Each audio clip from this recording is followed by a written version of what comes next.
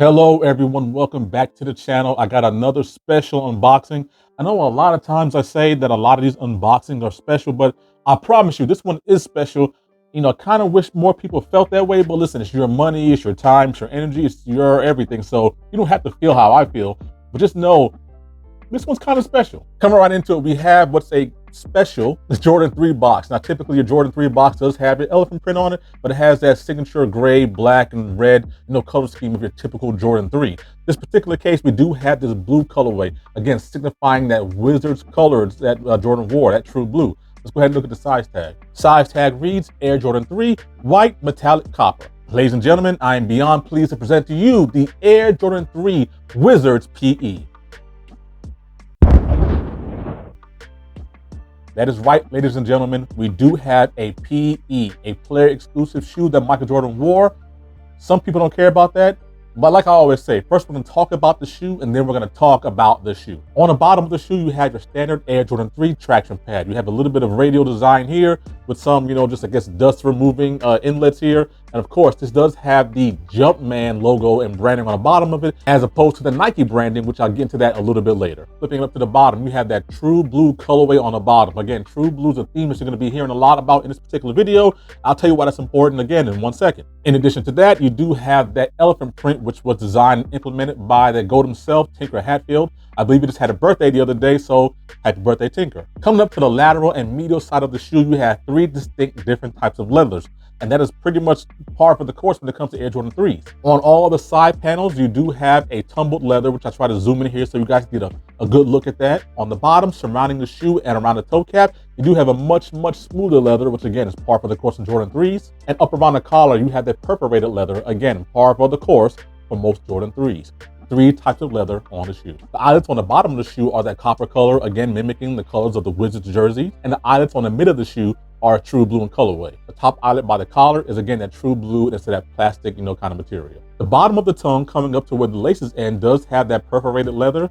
And from there on up, the tongue has that smooth leather that's also on the surrounding of the shoe. You will notice on top of the tongue also there is that copper colored stitched Jumpman. And of course, among other things, one of the things that's separating from people from buying this shoe is that Jumpman logo on the back. This is the Jumpman Air. And it's there for a reason, which I'll talk about in a minute, but I'll come back to that. We do have a standard cotton lace in the shoe, which comes standard.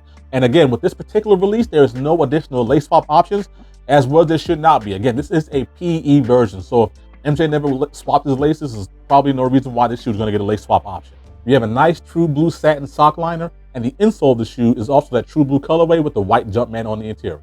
As far as material quality goes, the shoe is just okay. I mean, it's your standard run-of-the-mill Air Jordan 3. It doesn't have premium or luxe quality to it, but it's nice. It's kind of, I think it's a little bit better than the Cardinals, which I'll get into also a little bit later on. So as far as the shoe itself being a true blue Jordan 3, that's about it. But let me take a deep dive real quick and talk about some other things. Now, first and foremost, this is the first time this shoe is being released to the public.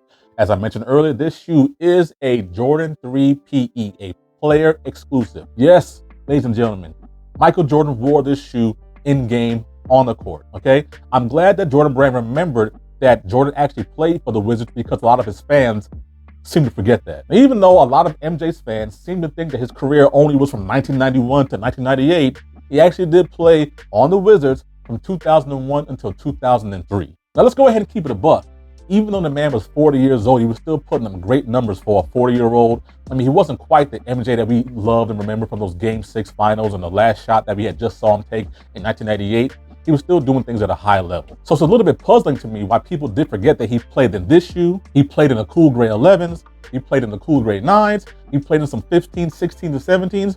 And I mean, guys, he went on a kind of world tour for his shoes at that time, and people forget that he ever played in them. A lot of his fans go gaga about everything he played in, from the Jordan 1 to the Jordan 14, and sometimes even the 14 doesn't get any love. But there's no reason to discount those other shoes, and this one included, when you consider that they are player exclusive. Now, part of the reason is because this shoe is very reminiscent of an Air Jordan 3 True Blue. Now, if I'm not mistaken, the Air Jordan 3 True Blue was one of the 4 original colorways to launch in 1988, alongside the Black Cement 3, which I do not have, the Fire Red 3, and the White Cement 3. So in totality, you have 4 OG colorways to drop with the Nike Air branding on the back. So suffice it to say, when this one does not have Nike Air branding on the back, nor does it have those red accents, people kind of want to poo-poo the shoe. But if I'm not mistaken, I don't even think MJ played in the True Blue 3s like at all. Maybe during an All-Star game, but I have to go back and look that up. But from my recollection, he didn't play in them. And as a matter of fact, I believe the first time we saw the True Blues come back out as a retro was in 2001. And some of that is where the confusion lies. The public got the True Blue Jordan 3 for their consumption back in 2001. And although MJ did don that particular shoe on the court during his Wizards days a couple of times, he slowly gravitated towards the Wizards PE with the copper accents. So with that being said, this shoe actually checks off a couple of marks. Is it a PE? Yes. Did he wear it on court? Yes. Did he wear it with this iteration on it with the Jumpman Air on the back?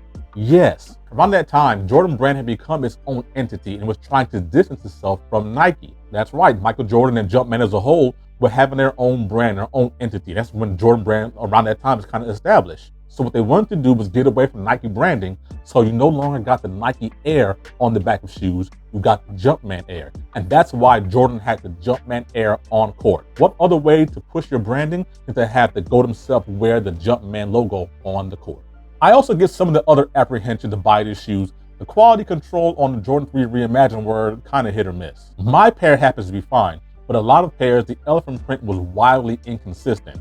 Some of the elephant print on the other shoes that were released out there had very thin kind of lines. The elephant print, I guess the wrinkles were very thin or didn't match from heel to toe. I'm happy to report that I believe that the quality control on the Wizards PE is much better than what's on the Reimagined 3s. In addition to that, we also have the return of the dimples. These dimples are like marks for the cutting and putting together the shoes. Whenever there's a dimple, the stitcher or the machine that does the stitching knows where to put everything together and how to cut and sew. So it's really dope touch, but the dimples on the shoe. And speaking of that True Blue colorway for a lot of people, because it is near and dear to their heart and it's one of the original colorways to release back in 1988, they kind of find this shoe redundant. I've said on this channel before that when you have so many shoes, you kind of run into redundancy issues. You kind of run into a place where you ask yourself, do I need another pair of True Blue shoes?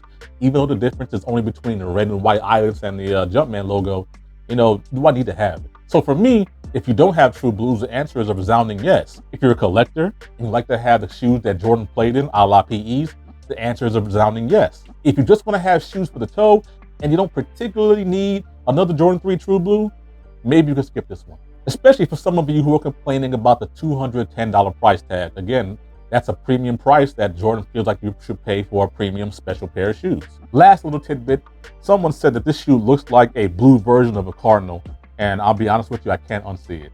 I mean, it's pretty much the same exact thing. Granted, the Cardinal does have a Cardinal yellow as opposed to a copper, but I mean, the eyelets and the Jumpman on the back, and I can't unsee it. That being said, a very solid shoe.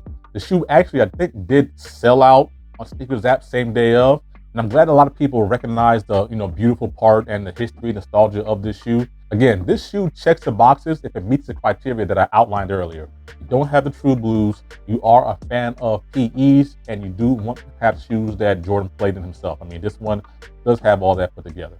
Besides that, the blue and copper do go beautifully together, and it's an easy wearable shoe. As I always said, this is not a resale channel, but we have to talk about that because I know some of you guys care about it. Again, this shoe did sell out, and sell out being in quotations because Nike likes to play games with their stock and how they manipulate the market. But I'm not quite sure if this shoe is gonna skyrocket in value. Right now, the prices are pretty low. Some are hovering around retail. Again, retail being $210, that was already pricey enough for some people. But like I said, if it moves your needle, go ahead and purchase. If not, I think you can wait this one out. All that being said, I'm gonna go outside, give you guys some on-foot action. I am gonna do some lace swaps. Typically, a shoe like this, a PE version, I wouldn't touch. I like the PEs to be pure. I like them to be how MJ wore them on the court. And they didn't come with laces, so why should I put them in? But because these are gonna be for the toe, I think versatility is never a bad thing. So I'll do a couple options and let you guys decide in the long run what you like. Thank you all for joining me here. I hope you guys enjoyed this content. And until the next one, I have been Jay Shoe Fanatic. Hit that subscribe button. And I'm out of here, guys. Peace out.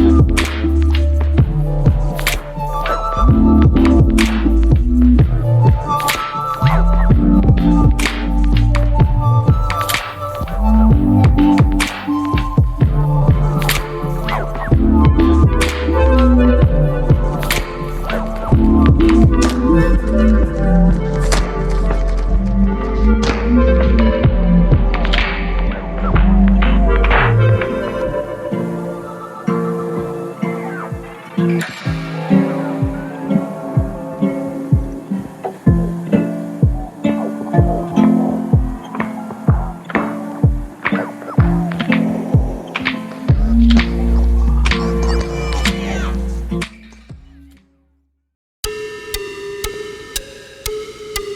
can smell it.